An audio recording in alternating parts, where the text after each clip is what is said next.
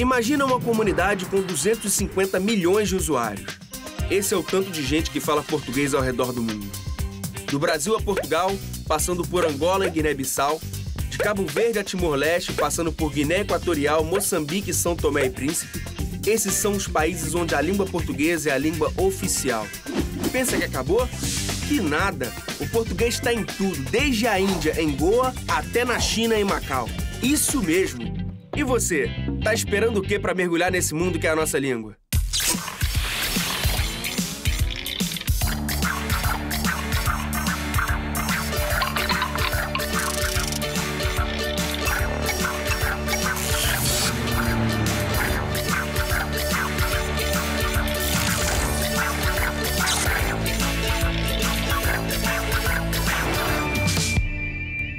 Hora do Enem no ar! E o papo de hoje é sobre língua portuguesa e literatura. Alguma vez você já quis ler um livro, procurou em todas as lojas e até nos sebos e não achou? Foi assim que o nosso convidado teve a ideia de criar o maior acervo digital de livros do país, André Garcia. Ele conta pra gente um pouco sobre a história do site Estante Virtual. Mas é já já, porque antes a gente dá boas-vindas à professora Marilúcia Corel. Seja bem-vinda, professora. Tudo bom, meu querido? Graças a Deus, tudo bem. E aí, vamos bater um papo sobre língua portuguesa? Claro. Gramática no Enem. O que o candidato deve saber? Você vai encontrar a gramática sendo analisada a partir do texto. Então, você precisa entender o texto, perceber como que as palavras foram utilizadas, a função que elas exerceram, o sentido que elas estão dando ao texto, e aí sim você perceber como que essa palavra agiu ou foi utilizada nesse contexto.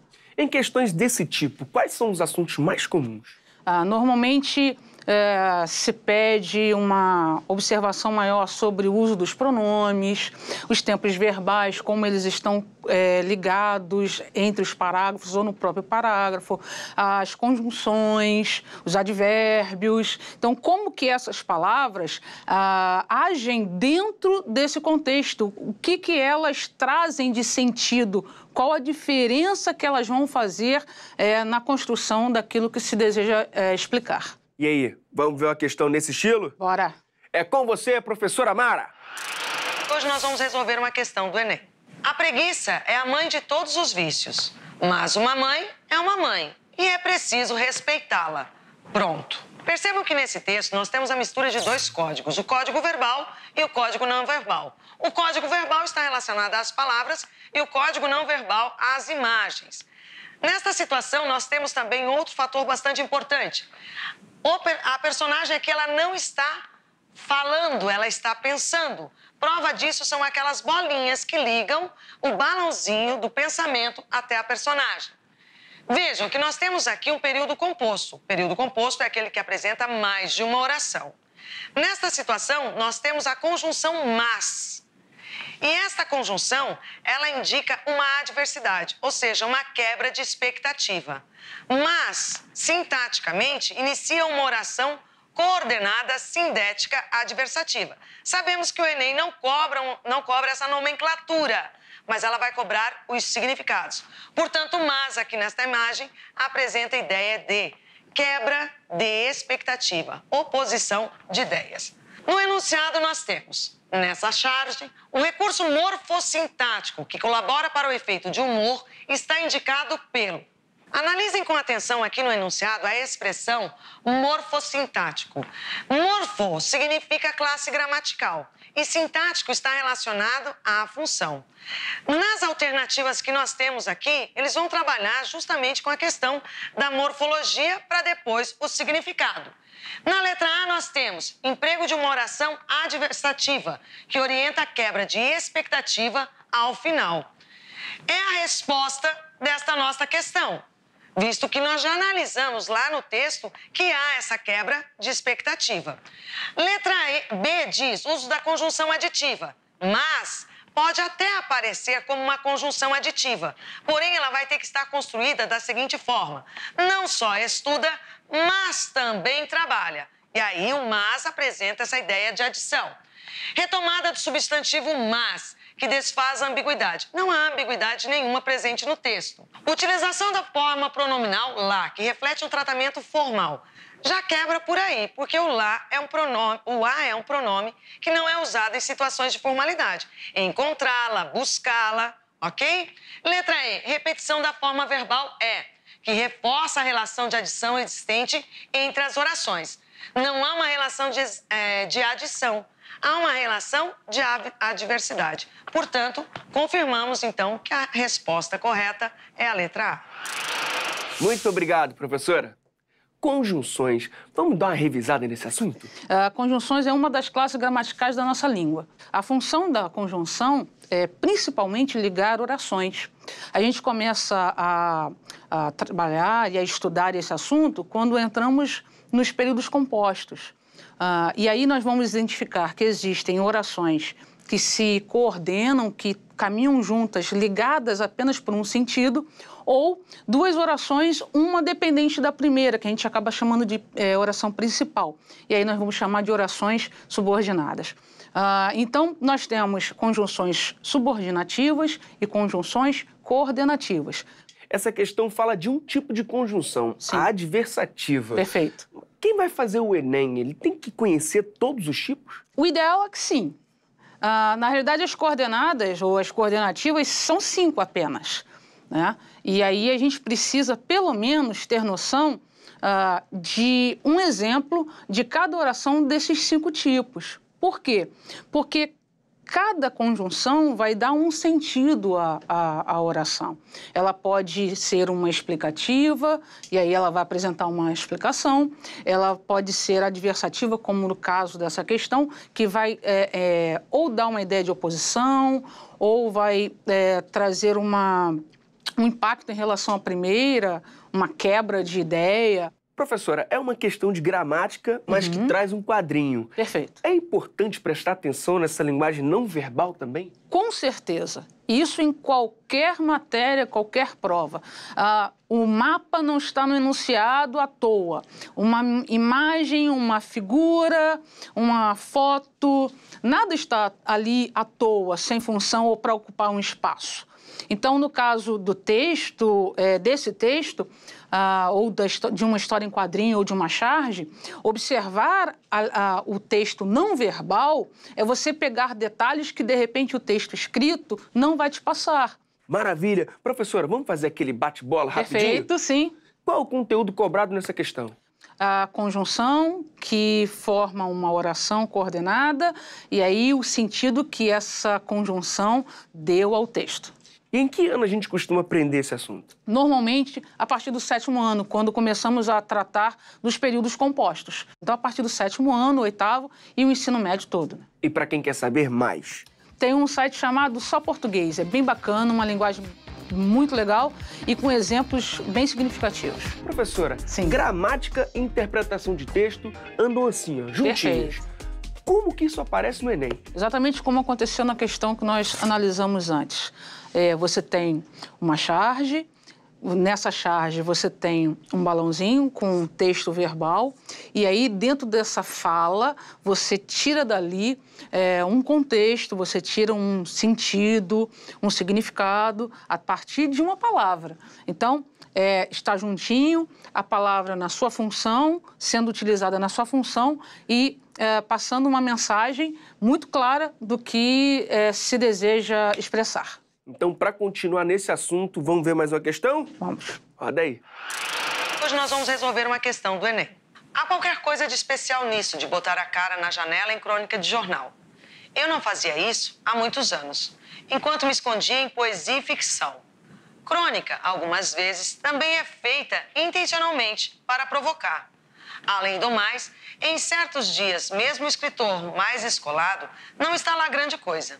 Tem os que mostram sua cara escrevendo para reclamar, moderna demais, antiquada demais. Alguns discorrem sobre o assunto e é gostoso compartilhar ideias.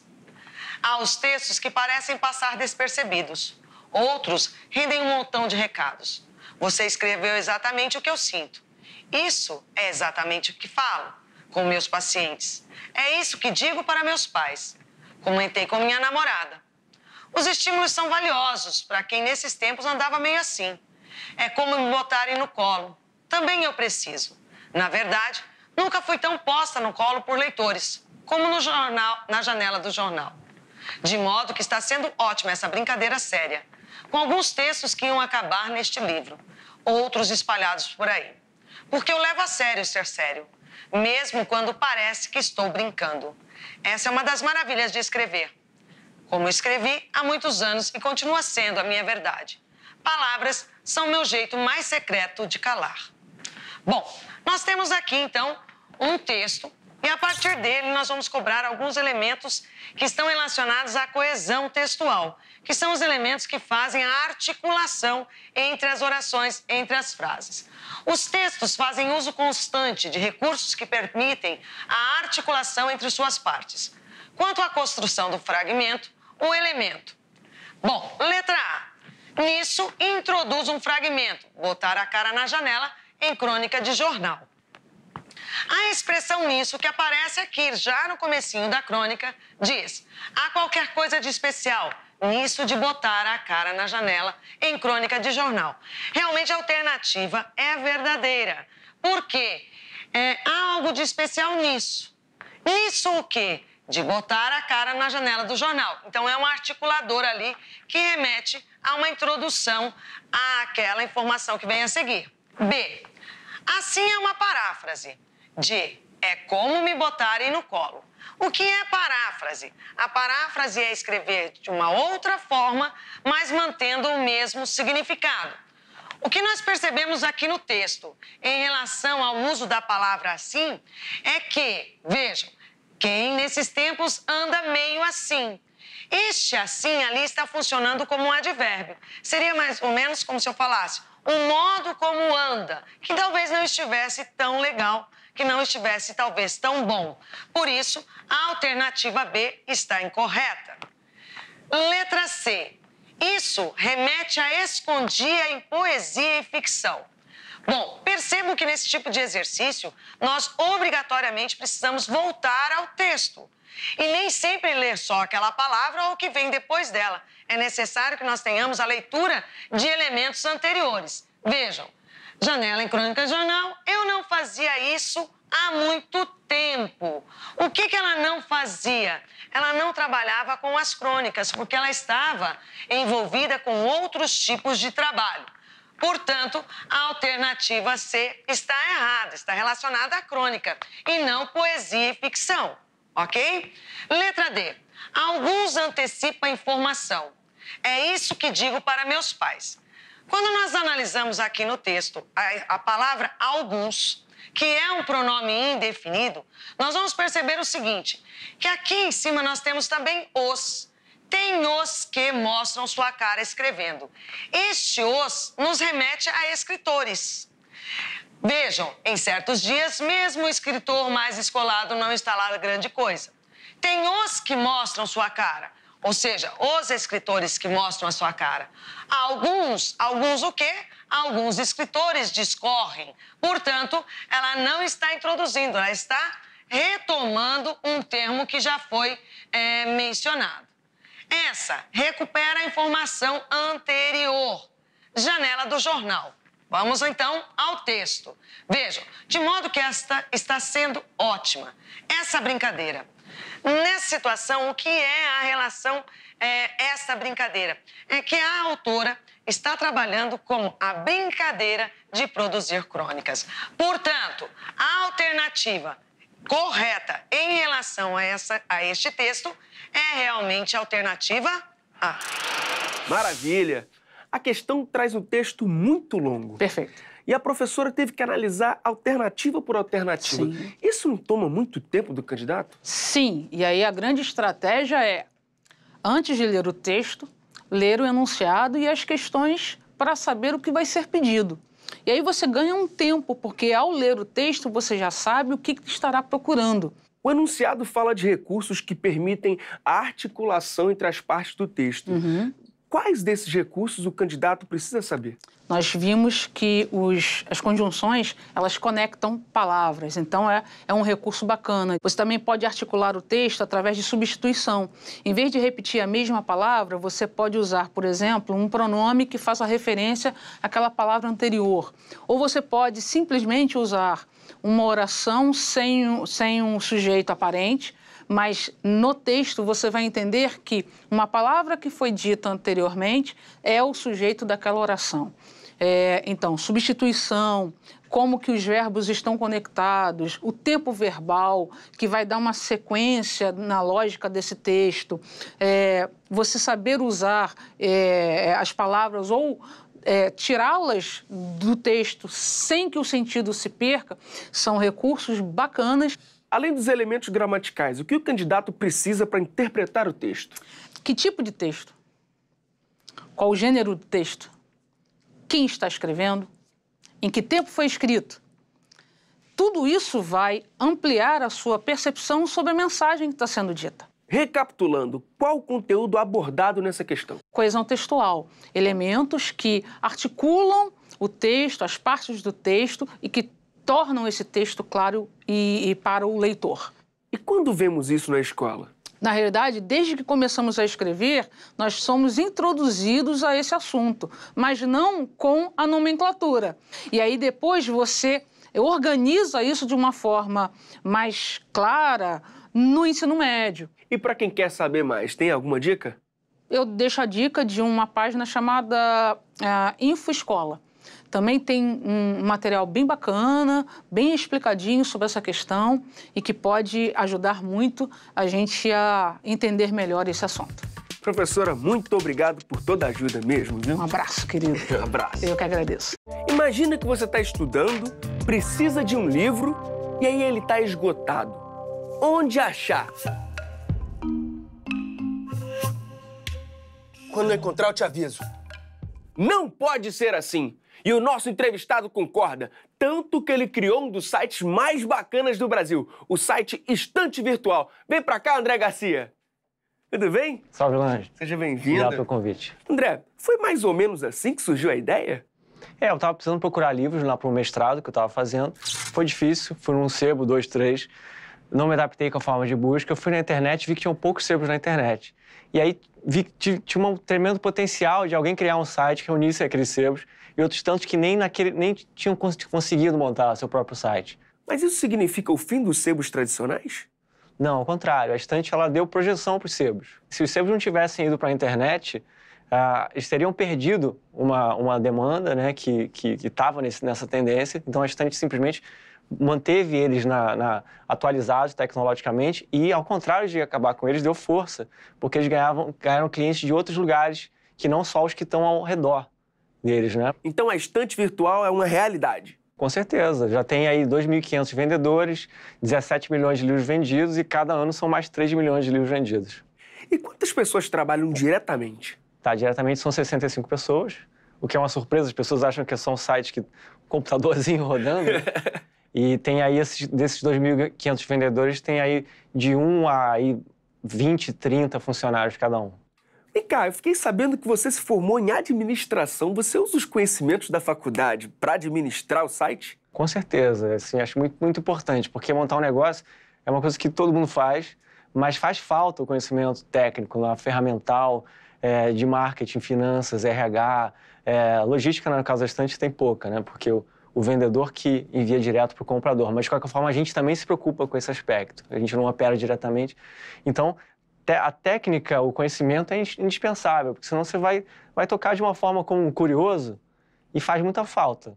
Né? Com toda a técnica já é super difícil, né? E a gente sempre buscando novas técnicas. Né? Recentemente, por exemplo, a estante recebeu um executivo que me substituiu. Há 1 ano e meio atrás, eu sou só o fundador agora. E esse executivo tem mais técnicas do que eu, então eu contratei um cara que sabe mais do que eu, tem mais experiência, então a técnica nunca é demais. E o Brasil todo lê? Como que está esse mercado? O Brasil todo não todo, né? Mas muitos milhões de brasileiros, tanto que a estante está sempre crescendo, né? Podia ler mais, com certeza, né? A estante, especificamente, ela se beneficia porque, porque ela está num mercado que está crescendo muito. Que o segmento dela, que eram livros usados e seminovos, né? E agora já tem livros novos também, ele está crescendo porque o marketplace é um modelo que está crescendo em todos os mercados.